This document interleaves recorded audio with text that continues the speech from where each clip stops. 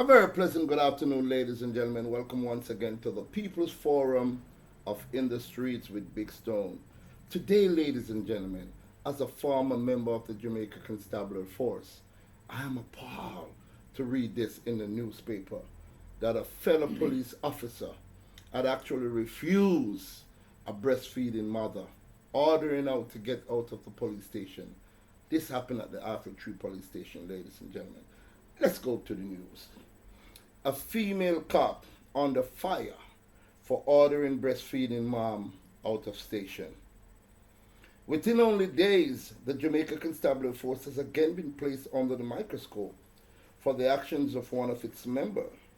This time for a recent development at the Alfred Tree Police Station in St. Andrew, where a mother was reportedly ordered out of the station by a police woman because she attempted to breastfeed her young baby while at the facilities. Reports from the alleged eyewitness who highlighted the matter of the breastfeeding mother on her Twitter account indicated that the mother went to the station and was waiting to report a matter when the child started to cry for attention. That was when the mother attempted to breastfeed the child. What took place thereafter has left persons asking questions about the customer service stance from the police force, which add the words to serve, protect, and reassure in its motto. Just saw a policewoman tell a mother to get out of the guard room at the Alfred Tree Police Station because breastfeeding her child was not permitted in that public space, the Twitter user exclaimed. The woman who highlighted the case said that when she saw what was happening to the mother and child, she was so moved that she ordered the use of her car in the station parking lot for the mother to breastfeed the baby in some comfort and dignity. So I told the lady to feed her starving baby in my car. My heart hurts, elaborated the lady who came to the rescue from what persons are labeling as a grossly unmotherly act by the female cop. When I saw what took place, it really left me concerned, added the social media user. The matter has triggered widespread condemnation from social media users in general and has even attracted the attention of the top cop, Commissioner Coelho, who advised of an ongoing investigation of the matter via his Twitter page. It is a matter that is being investigated, the commissioner said. However, the commissioner's statement has not been very effective in quelling the anger of some members of the public who use the Twitter platform to vent their feelings on the matter. Ladies and gentlemen, what are your opinions? I'm lucky to have Eru I Shakamusa Menelik, the president for the Marcus Garvey People's Political Party, right here. We were discussing our future plans on the way forward with NITS. Eru, welcome once again, my brother. Blessed love, my brother. You've heard the story being read. What are your thoughts in regards to this inhumane act? It's very unfortunate for the police officer to have acted in that way. And we have to understand that that police officer being taught the Town and Communities Act that one should not expose themselves in a public place.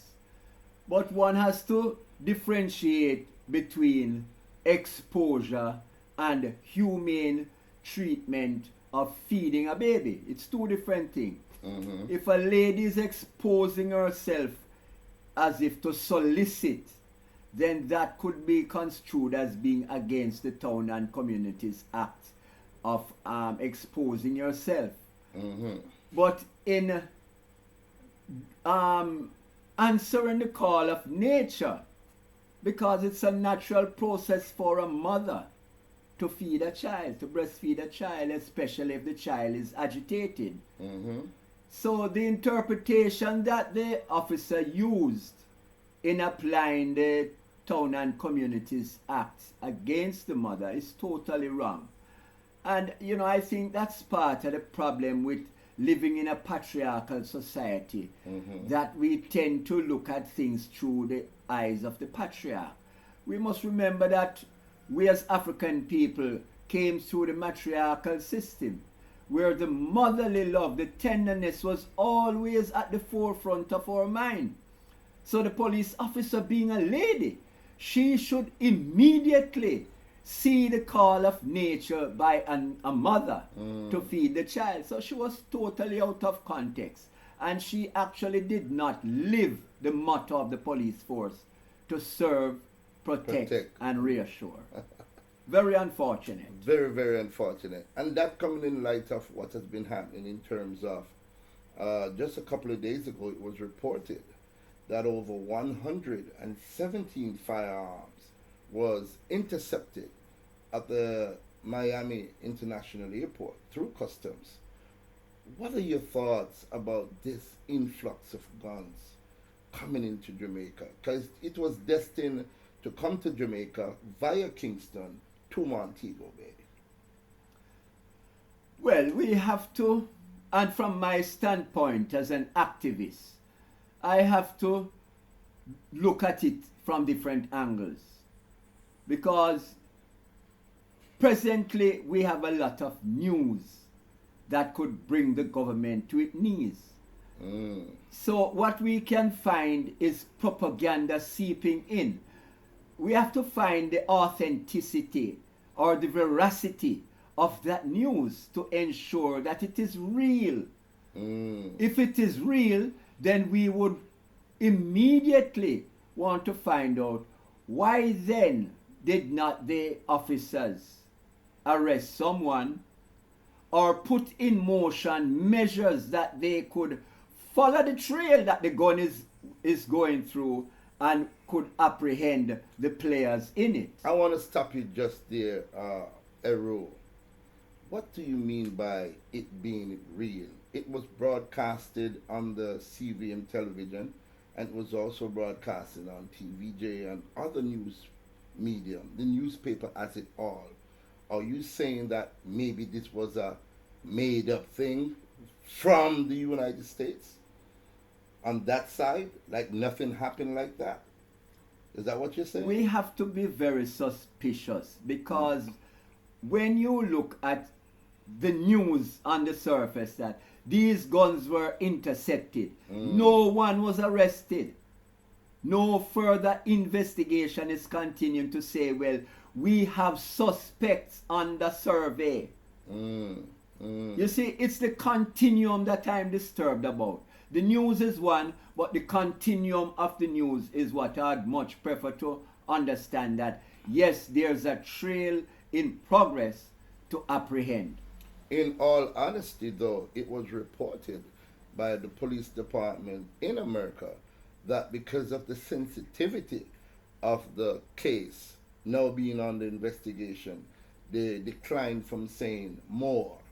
So we have to kind of at least sit back for a moment and watch the actual outcome of this very, very large gun bust that was experienced recently. Well, as I said, there can be distractions, there can be ulterior motives. And we have to understand Jamaica, especially Montego Bay, is under the microscope. A young tourist was just killed. They found her with her throat cut in Montego Bay. Montego Bay has the highest gun crime rate in Jamaica today. And we really have to be very suspicious of news that we are getting without the backing stories to substantiate, yes, this is real news. Because we must know that the CIA use propaganda to propagate its own ends. But listen to this. This just came in. It says police appeal to find missing American woman. There's another American woman that has gone missing. Let's go to the report, ladies and gentlemen. Police have appealed for the public's help in locating an American woman who has gone missing in Jamaica. 41-year-old Marjan Hassani was last seen at a gas station in Halfway Tree, St. Andrew, about 7:10 a.m. on Tuesday. She was dressed in a white sleeveless blouse, blue skirt, and a pair of black shoes, according to the Halfway Tree police. Hassani reportedly checked into a Kingston hotel on Monday. Her status in the country is unclear at this time, as she was listed as having a Burlington Avenue, Kingston address. Police describe Ishani as being Caucasian, slim built, and about 165 centimeters, which is 5 feet 5 inches tall. Anyone knowing the whereabouts of Marjan Isani is being asked to contact the Halfway Tree Police Station at 926-8184 or the Police 119 emergency number or the nearest police station. This development comes 2 weeks after another American woman, 26-year-old aspiring model Desiree Gibbon, was found dead with her throat slashed in St. James. What are your thoughts here? Yet another American woman missing under suspicious circumstances. What is going on? Well, we could say that this is something that is trending. And when you look at the US and its role, its covert operations that it carries out from time to time to destabilize or to topple governments. So we have to be, or I have to be very suspicious of any news that I get that is trending in a particular way when there's a counterbalance of news trending in another way. We have the NIDS bill to be passed, and we have the American lending us, the Inter-American Development Bank lending Jamaica $9 million. We have a lot of people in Jamaica that is upset over the NIDS bill and don't want it to become law. So this could be a counter-attack on it, because we have to be very serious and understanding that when America doesn't get its own way, then it unleash certain types of strategies on the people. And we just have to look at the 9/11. There are so many counter stories coming out of the 9/11 that America itself had some knowledge of what was happening at the bombing of the 9/11. Well, look at this. Recently, a Jamaican, a multi-millionaire, or we could classify him as a billionaire, and we're talking about Lowell Hawthorne, the CEO of Golden Cross Bakery and Restaurant, right? He was allegedly to have shot himself, owing only $15,000 in city tax and $150,000 in state tax. Now check this out. It was reported that Mr. Hawthorne recently bought a Bentley motor car for $650,000. Also, he recently got to be a grandfather, and I heard he was so enthused about the delivery of his grandchild. He was there practically every day. It is also in the news that Mr. Hawthorne is getting ready to open a Canadian franchise, invested in over 37 million US dollars. So we're not talking about somebody who's short and cash here. We're talking about a man that makes $100 million US per year. What are your thoughts? Does everything connect together here? Being a Jamaican from St. Andrew border? What are your thoughts? Well, as you summed it up, to owe $15,000 state tax and $150,000 corporate tax, there's no way that a billionaire would be perturbed over that to take his own life, that he had tax problems, monetary tax. No way.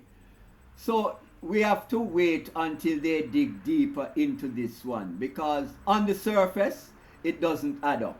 Adding also that this Mr. Hawthorne owns 120 stores in 9 states across the United States of America. He has offered numerous amounts of scholarship to schools all across the United States and to his alma mater, Oberlin High School in St. Andrew. So we're not talking about a man, age 57, that is really strapped for cash. So we'll await the outcome, as you say, on this one. They say they have it videotaped. The actual suicide was videotaped, and there's a suicide note. So we have to bring that up, ladies and gentlemen. What do you say though, with the influx of guns already in Jamaica, crime at 1,492, and we still have yet 2 weeks plus to go, or 3 weeks to go before the end of the year? What do you say to our youngsters in parting, Mr. President? Well, as I've always said, crime is a personal thing. It is the individual who creates crime. But the role of the government now is to put the social intervention in place that you can prevent before the event. Mm. I'm by profession a preventative maintenance engineer. Mm-hmm. So I have to look before the thing happening to prevent it from happening. What better way than investing more money in your school system? We have the Social Development Commission that has been doing nothing over the years in regards to their mandate as social development within the communities. We have the Jamaica Cultural Development Commission that all they are doing is promoting a festival song each year. They are not going into these communities to have a cultural retention identity program. And this is what, when you have a lack of identity, you have a lack of self-esteem. When you have a lack of self-esteem, then you are open for crime. Wow. Wow. Mr. President, I want to thank you very much, sir, for taking time out from your extremely busy schedule. As I know, he's also a lay magistrate, ladies and gentlemen, at the Halfway Tree Courts. And I'm very happy that you had stopped by and for us to discuss breaking news. So there you have it, ladies and gentlemen. That is our take on this new news that came up this afternoon in regards to the woman breastfeeding her baby in the Halfway Tree Court, and then of course that American Caucasian woman that went missing Tuesday morning. All right, thank you all for watching, and I do hope you can have a great day. Thank you. Blessed love.